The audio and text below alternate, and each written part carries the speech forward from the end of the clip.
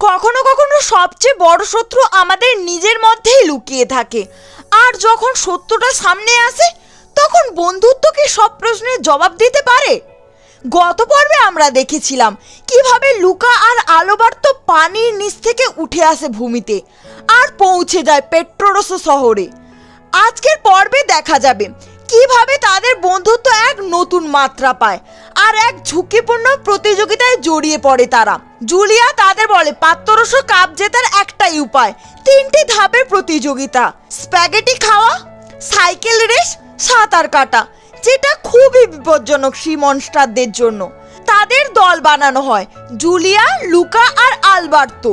3 জনেই প্রতিদিন প্র্যাকটিস শুরু করে।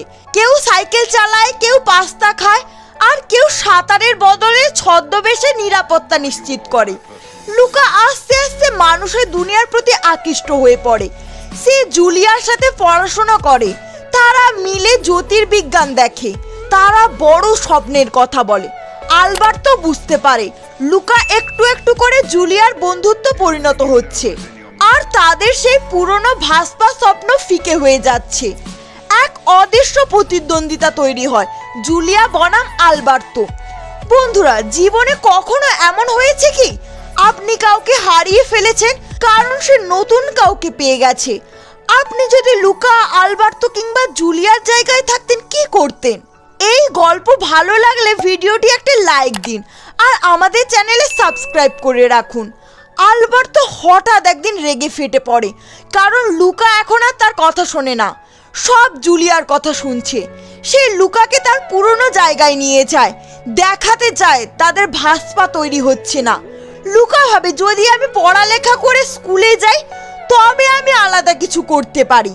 আলবার্তো রেগে যায়, সে ভাবে লুকা তাকে ভুলে যাচ্ছে। একদিন আলবার্তো হঠাৎ করে পাত্ররসো শহরে সবার সামনে নিজের আসল রূপ, সি মনস্টারের রূপ দেখিয়ে ফেলে।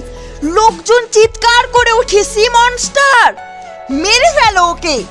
আর তখনই সে ভয়ে বলে, আমি জানি না ওকে। এই এক বাক্যে বন্ধুত্ব ভেঙে যায়, আলবার্তো হারিয়ে যায়, লুকা একা হয়ে যায়। কিন্তু একটা সময় আসে যখন সত্যের মুখোমুখি হওয়া ছাড়া আর কোনো উপায় থাকে না। পরবর্তী পর্বে দেখা হবে এক বন্ধুত্বের আত্মত্যাগ, এক ছেলের সাহস আর সেই প্রতিযোগিতা যেখানে বাজি শুধু ভাস্পা না বরং স্বপ্ন আর বন্ধুত্ব।